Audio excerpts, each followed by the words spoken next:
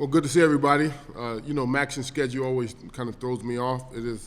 It's technically a Monday, of game week. But, just want to look back at the past couple of days. Had a tough game last week on Wednesday against Toledo. And, really, as you look at the game and study the game, we did not play up to our standard. And that's something that, we need to get fixed immediately. We got back Thursday morning. I went straight into the office to watch the tape and evaluate the tape and look for the things that, we need to be better at from a coaching staff, from a player perspective, from a strength and development perspective. Really did a total holistic look at, where do we need to get better. And what I came up with was, our standard needs to remain the standard. We talk about the hard way. And the hard way means no matter what, we're going to do what it takes to win. We're going to compete at a high level. And I think part of my detriment, at least early in the season, was looking at, maybe some of the guys we lost and maybe some of the things we don't have. And I looked at it the wrong way. I have to look at the things we do have. We have an unbelievable culture. We have an unbelievable university, unbelievable athletic department, and we have unbelievable players. And so we have to maximize those guys and help those guys develop on and off the field. And that's been the hard way mentality for a long time, even when I was a player. And as college football has changed, the things that remain the same are relationships, developing young people for life, and getting them to play to the best of their capabilities. And so that's where we're going to move forward. We're not going to worry about the transfer portal, NIL, or things that we don't have. What we are going to worry about are the things we do have. And we have unbelievable people in the building that needs to be trained and developed. And I have complete confidence that, we're going to move forward and get better. And that's going to start this week against UMass. What a great opportunity we have this week against UMass to go on the road to Boston and play a team. I watched their game last week against Akron and was so impressed with their head coach. He had a young man get a personal foul or unsportsmanlike penalty, and he sent him to the locker room. And to me, that's a coach fighting for culture and doing things right. And that's the same thing that we fight for here, doing things right and culture, because that's going to be long-standing no matter how much college football changes and adjusts. The culture and the standards and expectations of what you expect from the young people in your program are going to be long-standing. So we know we have to play a lot better. Our coaches are putting a great game plan together. Our players will be in the building tonight at 4, and then we'll start on our preparation. Just looking at UMass, obviously a team that's instilling a new culture with a new coach and new players. And they're working to get better. The one thing about when you play teams like this, you have to be prepared for anything. And so we have to be prepared for guys to go out there and try to make plays that put themselves in a position to win. And we have to go with our preparation to put ourselves in position to play our best football. Coach, although it's been less than 48 hours since the Toledo game, have you been able to get a sense of how the players are rebounding from this in terms of mentality?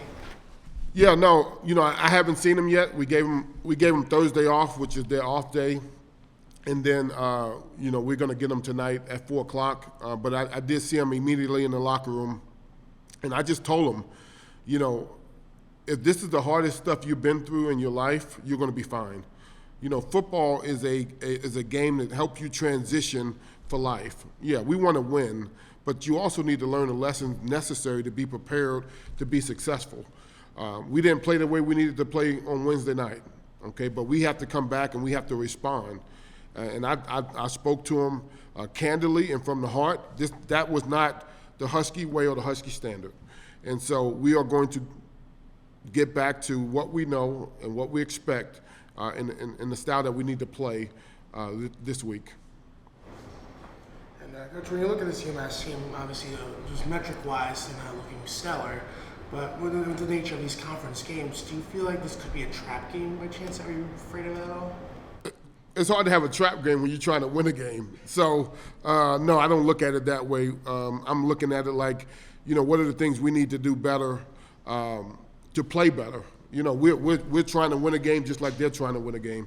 We're trying to play better football just like they're trying to play better football. So, a trap game that doesn't enter my thought process. What enters my thought process is a team, no matter what their record is, that they're gonna fight like hell to try to win a game. And so we need to be ready to respond and play the way that we need to play to execute for 4 quarters. How do you like the progression of this run defense, especially since the Ohio game? Yeah, I mean, I think Ohio, they beat us physically in the game. I think our run defense has been solid all year. I think they're playing a lot of football on defense. We need to do a better job playing complementary football on offense. Since I've been here, we've had the ball 32 minutes, 33 minutes, 34 minutes, and that's always helped our defense. So last year we was a top 5 defense. It wasn't because of how great we were all the time, but they just wasn't on the field that much.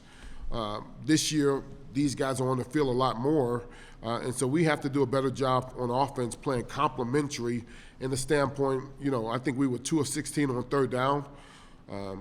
Time of possession is a real thing, and so I think our defense has been playing solid all year.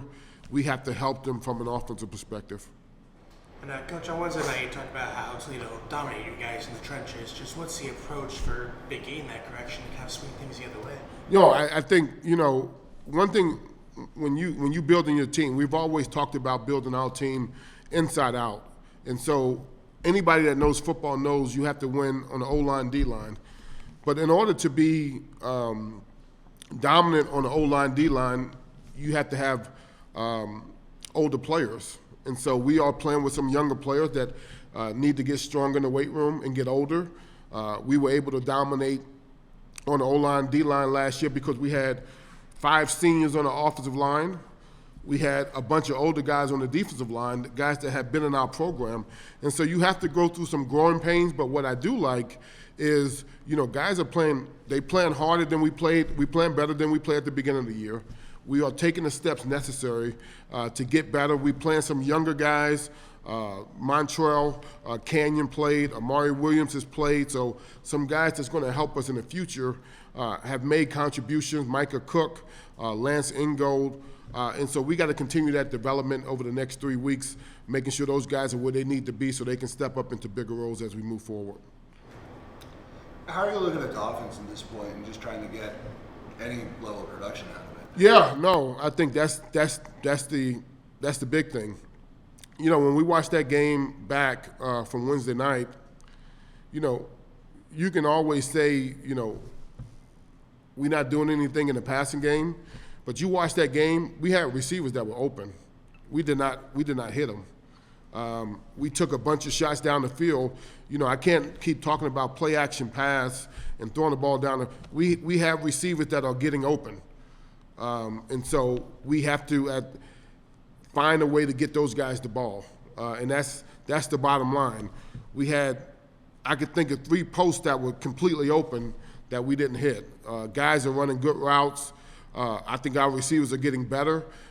We got to do a better job of getting them the ball. And to me, I think we can do that as we move forward. I mean, I just think we have to see those plays. I'm going to show those plays tonight, and we're going to talk about details of performance and the things that we need to do. But it's guys running open, clean open, and we're not hitting. One of those guys who did play well Wednesday night was Ricky Taylor. He had 69 yards in the game. Is he a guy who can be a compliment to what Diari has done all year, what your backs have been doing, catching the ball out there? Yeah, no, he gives us a spark. Ricky, he just came back 2 weeks ago. He played last week, played 35 snaps, first game back, and then obviously he was doing a phenomenal job. Then he hurt his foot in training camp. But he can run routes, he can create separation, he has good hands. He gives us another threat in the passing game. We're going to get Devin Akers more involved. So we have some guys that, we can get involved. Now we got to make sure we have great protection up front, and then the quarterback has to deliver the ball. How's Jalen's health? And I ask that in context of what I'm about to ask about. Because he was competing for the starting job a lot. So is there been some consideration of getting him in there? Is his health holding him back? Like, what's kind of the situation? Yeah, when you're a quarterback and you hurt your hand, your throwing hand, that takes some time, and so it's taking some time for him to get back to being healthy. I think he's getting close. The biggest thing is that grip strength, having that grip strength in your hand to throw the football the way that you need to throw it. And, he's gotten better. We thought it was when they give you a timeline on an injury, sometimes it happens shorter, sometimes it happens longer. So, we're in that process of seeing, how he continues to progress. And hopefully he can continue to move forward.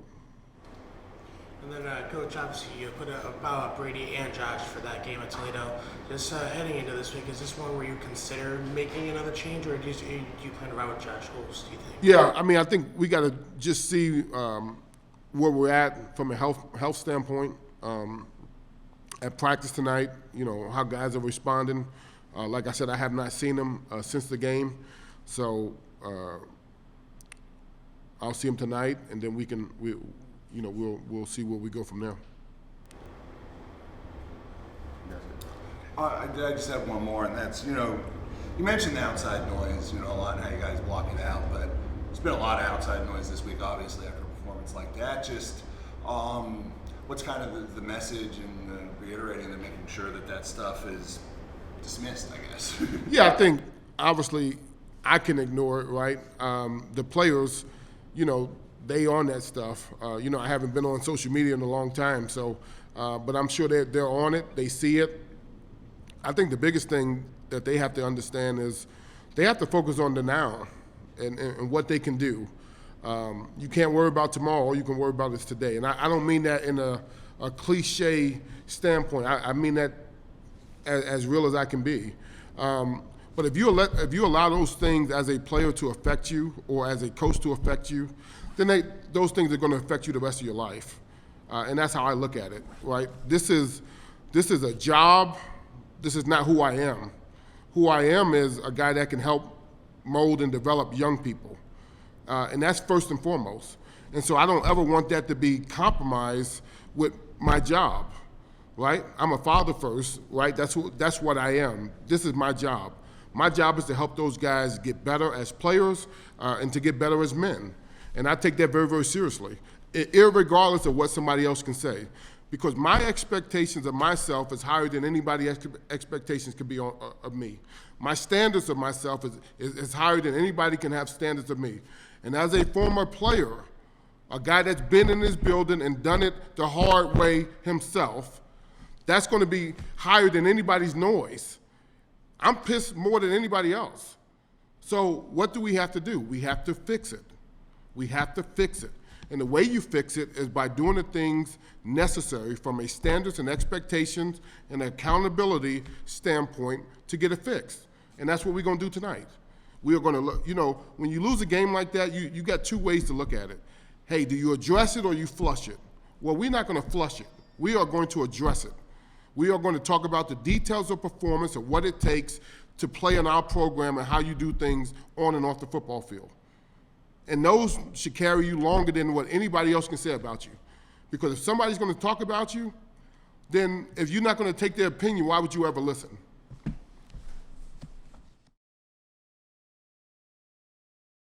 Questions for AC?